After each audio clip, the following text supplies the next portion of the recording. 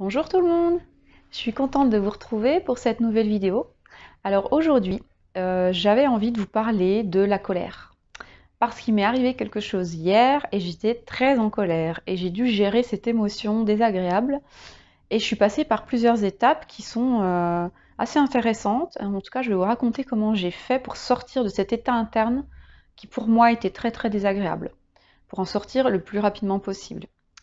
Donc la première étape, c'est déjà de sentir que vous êtes en colère, que vous êtes en train de devenir en colère, que l'état interne, par exemple 1 heure avant, vous étiez bien, et puis s'est passé quelque chose à l'extérieur, et ça vous a commencé à vous agacer, donc il y a plusieurs stades, hein. Moi je suis passée par l'agacement, ensuite j'ai senti qu'il y avait une mise en tension progressive dans mon corps, que je commençais à me contracter, et au final j'ai senti une chaleur m'envahir, et vraiment une envie d'exploser, quoi, comme un volcan.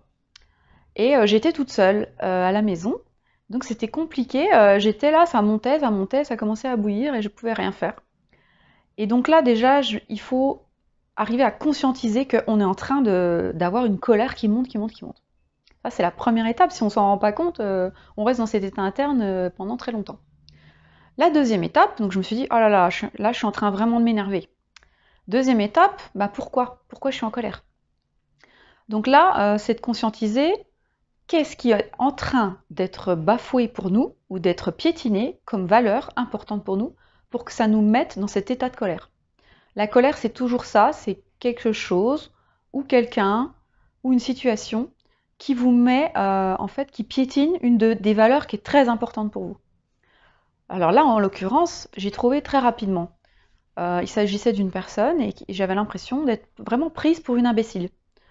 Quelqu'un qui m'avait menti et j'avais l'impression d'être trahie et d'être prise pour une imbécile. Vraiment, ça m'a vraiment une impression de, oui, que ma valeur d'honnêteté, en fait, était complètement bafouée. Voilà, que j'avais donné ma confiance et qu'on bafouait cette confiance. Donc ça a de quoi en fait provoquer une colère quand même, hein. Enfin, en tout cas chez moi. Donc, une fois que j'ai vu ça, j'ai dit oui, bon, c'est vrai que du coup, cette colère, elle est acceptable parce que vraiment, c'est une situation qui touche cette valeur chez moi. Ça appuie comme si ça appuyait sur un bouton et ça provoque des réactions émotionnelles fortes.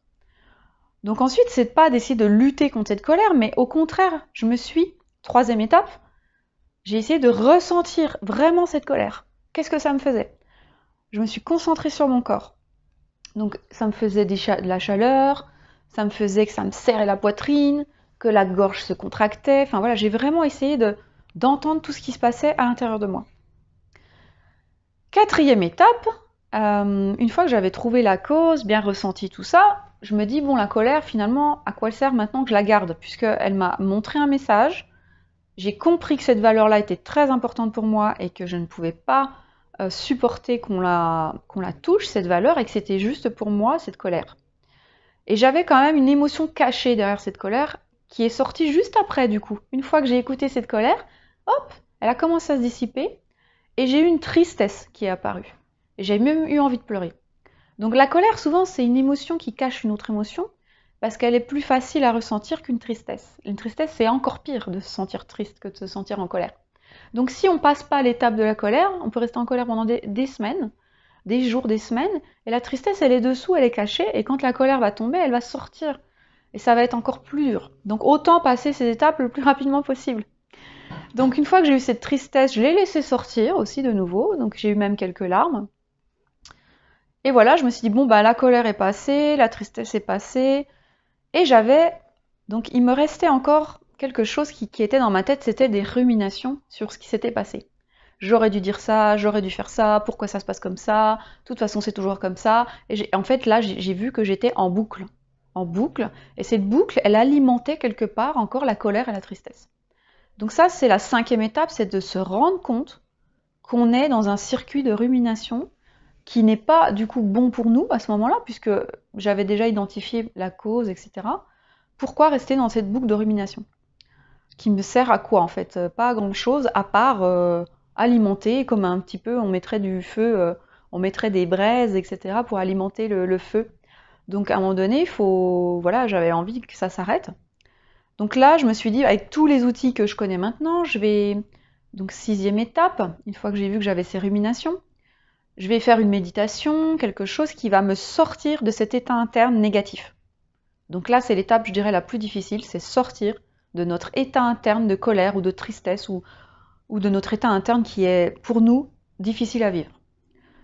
Parfois, c'est vraiment dur, on n'a même limite pas envie d'en sortir. On a envie de rester dans cette boucle parce qu'elle nous fait du bien, elle nous rassure, cette boucle. Parce qu'on avait raison d'être en colère, on se le dit, on se le redit, et on exagère, on se dit qu'on est vraiment une victime, on n'a pas de chance, nanana. Donc c'est très dur d'en sortir. Donc là, je savais que de moi-même, toute seule, je pourrais peut-être pas en sortir, parce que c'était quand même assez fort. Donc j'ai utilisé une ressource externe, j'ai des enregistrements, j'ai un petit appareil qui s'appelle Morphée pour faire des petites séances de méditation, des choses comme ça. Il y a l'application Petit Bambou dans mon téléphone que j'utilise parfois quand je veux changer d'état interne. Et donc là, j'ai lancé mon petit appareil Morphée, et il y a des séances de 8 minutes. Et donc j'ai lancé une séance de 8 minutes, je l'ai écoutée jusqu'au bout, et au bout des 8 minutes, j'ai entendu la voix qui me disait « la séance est terminée ». Et je n'avais absolument rien entendu de la séance. Tellement j'étais encore dans ma boucle. Et je me suis aperçue que pendant 8 minutes, j'ai été dans mes pensées. J'ai pas du tout pu écouter la séance. Donc vous voyez, c'est pour dire comme l'ancrage, il est fort dans la rumination. Et là, c'est là qu'il faut pas lâcher. Donc je me suis dit, bon, là, tu vas pas rester en boucle comme ça. En plus, c'était le soir, je voulais m'endormir. Donc je me suis dit, je relance une nouvelle méditation de 8 minutes. Et on verra bien dans 8 minutes. Et là, au bout de, je sais pas, en fait, au milieu de cette méditation, je me suis endormie. Je pense que ça n'a pas duré longtemps parce que je me rappelle même pas ce qui s'est passé dans cette méditation. Donc je pense que mon cerveau, une partie de moi était toujours dans la boucle de colère et alimentait ça. Mais une autre partie quand même écoutait la première méditation et a commencé à décrocher. Et ça m'a permis quand même de décrocher ces ruminations sans que je m'en rende vraiment compte. Donc en fait, pour moi, voilà, la ressource extérieure d'écouter quelque chose, ça peut être une musique, ça peut être, ben là c'était une voix calme et apaisante, ça peut être, je sais pas, faire complètement une autre activité qui n'a rien à voir, aller faire du jardinage, aller marcher, vraiment qu'il y ait une rupture de pattern. C'est vraiment une rupture que votre état interne, on l'oblige à changer, et même si au début on a l'impression que ça ne marche pas, vous voyez là il m'a fallu 8 plus quelques minutes pour vraiment m'apaiser jusqu'à carrément m'endormir. Et ce matin, je me suis réveillée, j'étais toujours un petit peu agacée par la situation, mais plus du tout dans cet état de colère intense et même de tristesse que je ressentais hier. Et je suis beaucoup plus apte à trouver peut-être des solutions, ou pas forcément trouver des solutions, mais au moins exprimer à la personne ma colère, voilà, lui dire ce que ça m'a fait, en communication non violente. Donc, vous voyez, il y a deux phases, quoi. Quand on est en colère, on peut peut-être pas s'exprimer tout de suite, sinon on va crier sur la personne. On va s'énerver et on va encore avoir une image de nous encore plus négative. Donc il vaut mieux parfois faire autre chose, et puis après revenir quand on sent qu'on peut gérer la situation de façon calme. Ce que j'ai fait aussi, c'est que j'ai écrit par SMS à la personne des choses qui m'avaient blessée, etc. Et ça m'a permis quand même de sortir mes émotions en termes de communication non violente. C'est tu as fait ça, donc c'est un fait, hein, il y a un bien ni mal, moi ça m'a fait ressentir ça. Donc voilà, c'est de dire en fait ce qu'on ressent, et j'aimerais la prochaine fois que ça ne se passe pas comme ça, mais comme ça. Qu'en penses-tu? Parce que la personne, elle s'est pas vraiment rendue compte en fait que ce qu'elle faisait, ça me mettait vraiment dans un état de colère. Donc si vous voulez, la situation n'est pas très grave. C'est ça qui est bizarre, c'est que parfois des situations pas très graves peuvent nous mettre dans des états mais extrêmement d'énervement assez importants. Là. Je pense de 1 à 10 en colère, là j'étais bien à 8. Hein. J'étais bien énervée. Et vous voyez comme une méditation peut finalement m'avoir endormie en peut-être 10 minutes, alors que j'étais très énervée. Et voilà, c'est le fait de passer par ces phases qui permet de changer d'état interne. On ne change pas d'état interne avec un claquement de doigts. Sauf si on a fait un ancrage positif sous hypnose, par exemple, c'est possible. Mais sinon, quand on est seul et qu'il n'y a personne autour de nous qui peut nous faire tirer vers un autre état interne, parce qu'on peut aussi avoir des ressources, on peut dire à son conjoint ou à quelqu'un qui est tout le temps avec nous, écoute, si tu vois que je suis en boucle dans mes trucs, tu me fais un signe, un signal, ça voudra dire que je suis en boucle déjà pour me le montrer, et puis tu m'aideras à sortir de cet état interne, par exemple en me proposant d'aller me promener. On peut convenir de ça, si on est souvent quelqu'un qui se met en colère, par exemple. Moi là, j'étais seule, donc je devais gérer seule, et j'avais pas envie de rester comme ça. Il faut aussi avoir la volonté de sortir de cet état, de conscientiser que cet état, pour nous, en fait, il est mauvais parce que finalement, il a servi à un moment, il m'a servi vraiment à voir quelque chose, mais après, il est plus utile, donc autant le laisser tomber et revenir calme. Voilà. Voilà, donc c'était une petite expérience que j'ai vécue malgré moi hier, mais qui était très intéressante par rapport à la colère.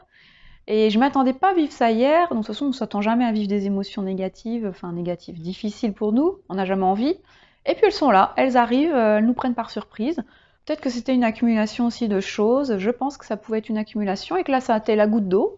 Il y a le syndrome de la goutte d'eau là qui fait déborder le vase, qui parfois nous met très en colère. Il y a aussi l'accumulation des fois de fatigue. Enfin, tout un ensemble de choses qui sont arrivées à ce point-là, mais je devais y arriver et je devais le gérer et je devais voir ces choses-là.